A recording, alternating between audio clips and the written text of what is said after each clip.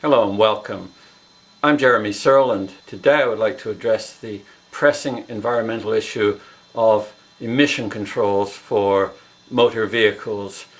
It seems that vehicles produced before 1988 in Canada had much less strict emission controls, and environmentalists tell us that the 15% of vehicles on the road dating back to the pre-1988 period are responsible for a whopping 50% of all of the emissions from motor vehicles given out in Canada. Given the fact that the figure is true, this is one area where we could quite rapidly make major advances in reducing emissions. The federal government, and for that matter all of the parties in Ottawa, are talking about the need to respect environmental standards, the Kyoto Accords, as far as possible, and of course most of us would like it to actually be respected. But looking at the excessive emissions from pre-1988 vehicles, perhaps one simple route for the government would take would be to start a buyback program for vehicles produced before 1988, probably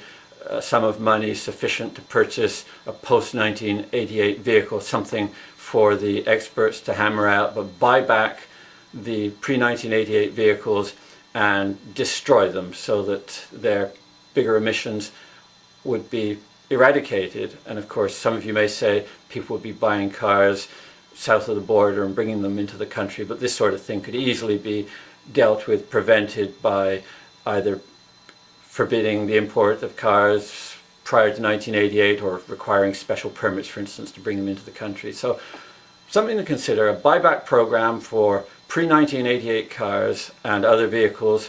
A buyback would probably be quite doable and something to consider. Thank you. What an old clunker elimination program might look like.